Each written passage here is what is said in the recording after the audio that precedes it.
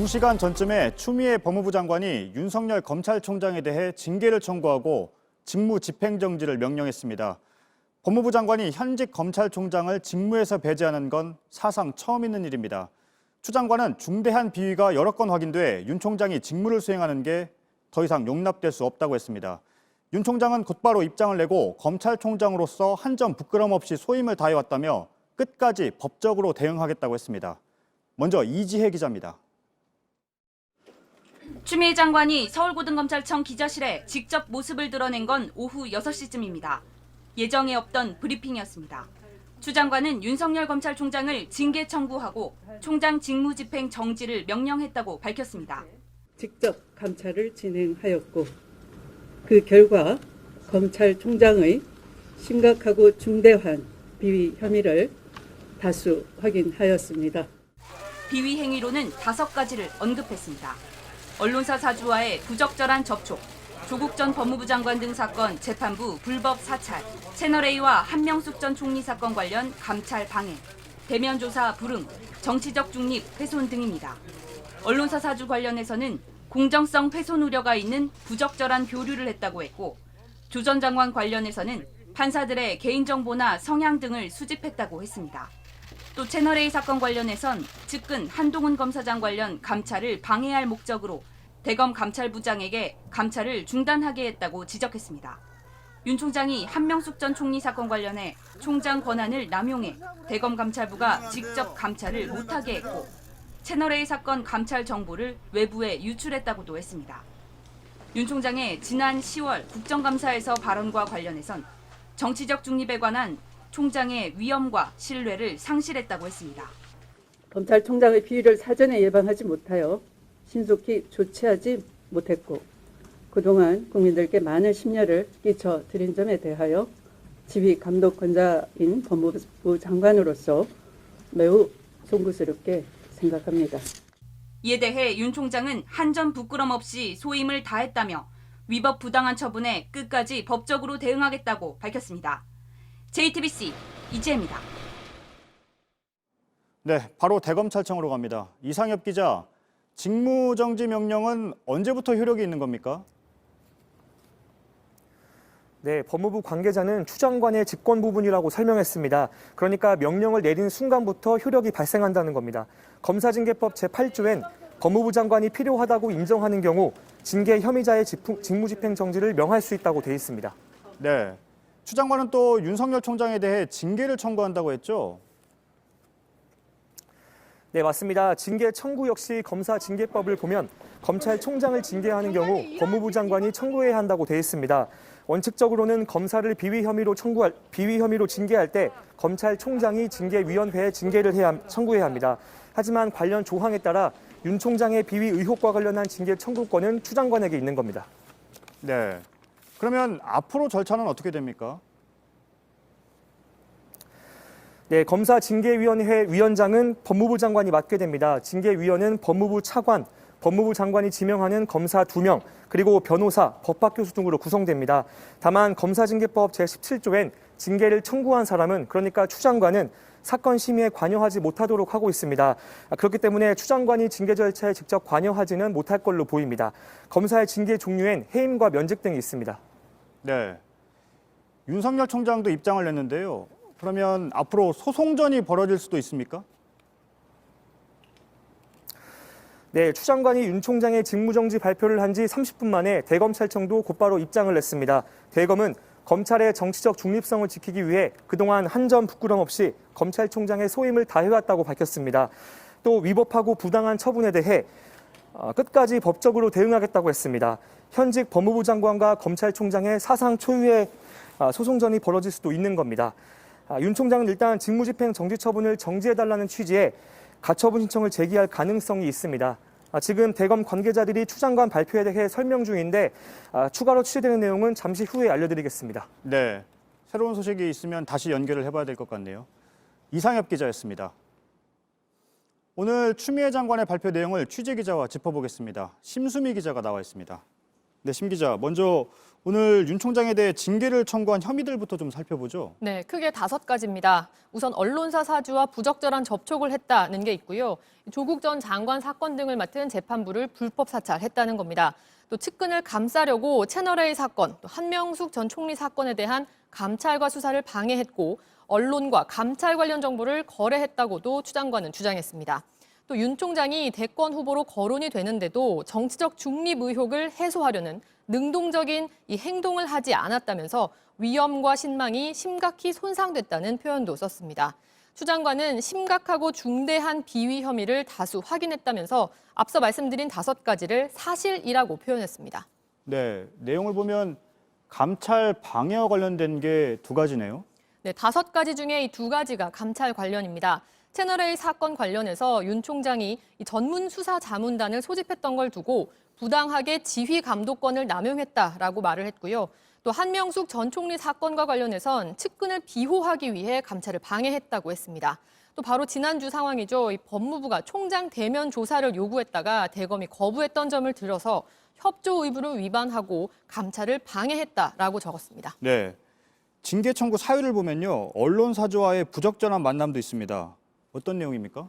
네, 오늘 법무부 발표 내용을 좀 그대로 먼저 전해드리겠습니다. 2018년 말에 서울중앙지검장이던 윤 총장이 현 중앙홀딩스 홍석현 회장을 만났는데 이때는 이 태블릿 PC 보도가 조작됐다고 주장하던 변희재 씨를 JTBC가 명예훼손으로 고소해서 재판이 진행 중이던 때인데 재판이 이루어지던 시점이기 때문에 공정성을 훼손할 우려가 있고 바로 그게 검사윤리강령을 위반했다는 내용입니다. 네, 당시에 JTBC가 변희재 씨를 고소한 상황부터 좀 짚어보죠. 네, 일단 변희재 씨가 이 태블릿 PC 조작서를 주장하다가 명예훼손 혐의로 구속이 된 게 2018년 5월의 일입니다. 이어서 6월에는 기소돼서 재판에 넘겨졌고 7월부터는 재판이 열렸습니다. 2018년 11월에는 그래서 7차례 정도 재판이 진행된 이미 재판부의 심리가 절반 넘게 이뤄졌던 상황입니다. 변 씨는 바로 그 다음 달 2018년 12월에 1심에서 징역 2년의 실형을 선고받았습니다. 그러니까 쉽게 말해서 추 장관이 언급한 시점은 변 씨 사건은 이미 검찰의 손을 떠나서 재판부의 결정이 굳어지던 때인 겁니다. 네, 다시 좀 정리를 해보죠. 2018년 말에 만남이 있었다고 했고요, 법무부는. 그리고 박근혜 정부의 국정농단을 파헤친 JTBC의 태블릿 PC 보도, 그걸 허위라고 주장했다가 1심에서 유죄를 받은 변 씨의 주장과 관련이 있다는 건데 연결 지을 수가 있습니까? 다시 좀 한번 짚어보겠습니다. 저희 JTBC가 촛불 집회의 출발점이 됐던 이 태블릿 PC 보도를 했던 건 다시 말씀드리지만 어떠한 배경이나 고려가 없는 시청자의 알 권리를 위한 것이었습니다. 그런데 그 보도를 놓고 검찰과 JTBC가 짜고 태블릿 PC를 조작했다라고 주장한 게 변희재 씨 등 일부 세력이었습니다. 그렇죠. 하지만 이미 2017년에 이런 조작설과 관련해서 국가수는 태블릿 PC의 조작과 수정의 흔적은 찾아볼 수 없었다라고 쐐기를 박은 바가 있습니다. 2017년 국정감사 그리고 이어지는 박근혜 전 대통령의 1심 판결문에서도 이런 조작설은 모두 허위로 밝혀진 주장입니다. 이게 모두 2018년 11월 전에 벌어진 일입니다.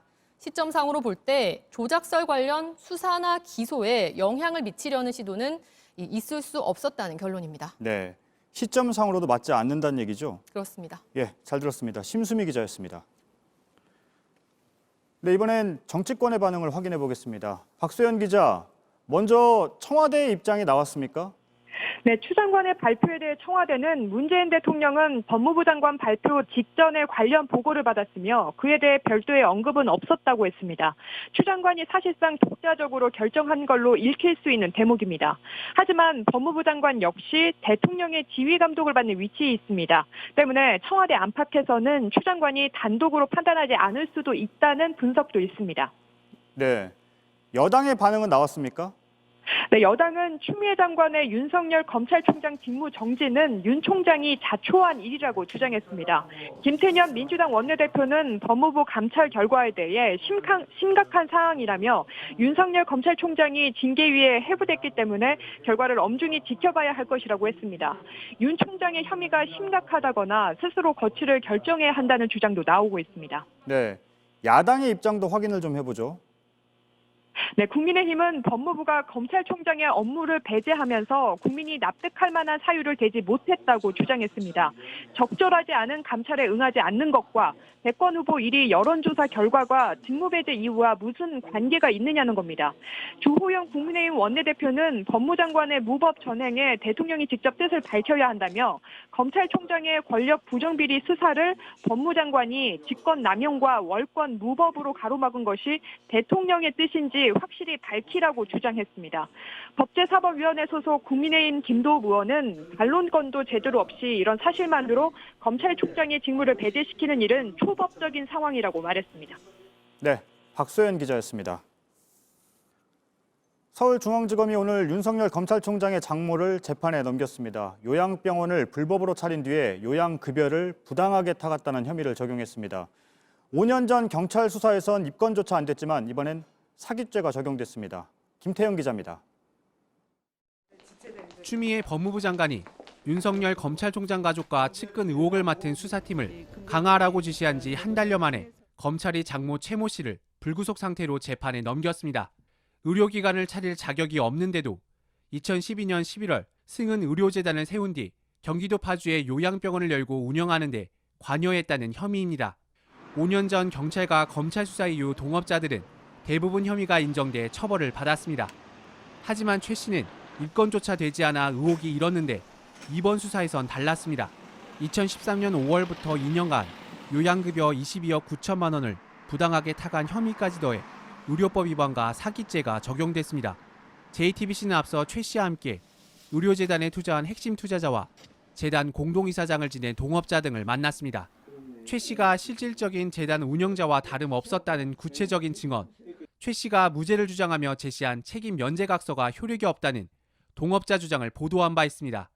검찰은 이들을 포함한 주요 관계자 10여 명을 불러 조사한 것으로 파악됐습니다. 최 씨 측은 입장문을 내고 서울중앙지검의 재수사는 어떠한 새로운 증거도 없었던 걸로 보인다고 주장했습니다. 또 재판 과정에서 사건 진상을 밝혀나갈 것이며 검찰의 급격한 처분에 깊이 유감을 표시한다고 밝혔습니다. 서울중앙지검은 윤 총장 가족과 측근을 둘러싼 남은 수사들도 계속 수사하고 있다고 밝혔습니다. 장모 최 씨와 아내 김건희 씨의 도이치모터스 주가 조작, 김 씨의 기업 협찬금 의혹, 윤 총장의 전 용산 세무서장 수사 관여 의혹 등입니다. JTBC 김태형입니다. 법무부 장관이 현직 검찰총장을 직무에서 배제한 초유의 상황을 전해드렸는데요. 그 이후에도 대검 측의 반론이 나오고 있어서 다시 대검을 짧게 연결하겠습니다. 이상엽 기자, 추미애 장관의 발표 가운데 지금까지 나오지 않았던 게 주요 사건 재판부의 사찰입니다. 대검의 해명이 나왔습니까? 네, 나왔습니다. 추 장관이 언급한 재판부 사찰 부분은 이렇습니다. 지난 2월 대검이 조국 전 장관 사건 등 주요 사건에서 판사들의 개인정보 및 성향 자료를 수집해서 활용했다는 겁니다. 대검은 이에 대해 불법 사찰이 아니라는 점을 강조했습니다. 대검 측은 주요 재판 사건에 대해 판사들이 그동안 어떻게 재판했는지 파악하는 것에 불과하고 공소유지 참고자료 정도라고 설명했습니다. 또 일선 공판부는 재판부의 스타일에 대해서 서로 인계를 하고 있고 대검이 허브 역할을 한다, 이렇게 답했습니다. 지금 가장 큰 관심은 역시 윤석열 검찰총장의 대응입니다. 새롭게 취재된 게 있습니까? 네, 정리해서 말씀드리겠습니다. 앞서 오후 6시쯤 추 장관이 브리핑을 하자 윤 총장은 20분 만에 곧바로 입장을 내고 오후 7시가 조금 넘어서 대검을 떠났습니다. 대검 측은 윤 총장이 되는 대로 최대한 빨리 법적 대응을 할 것이라고 설명했습니다.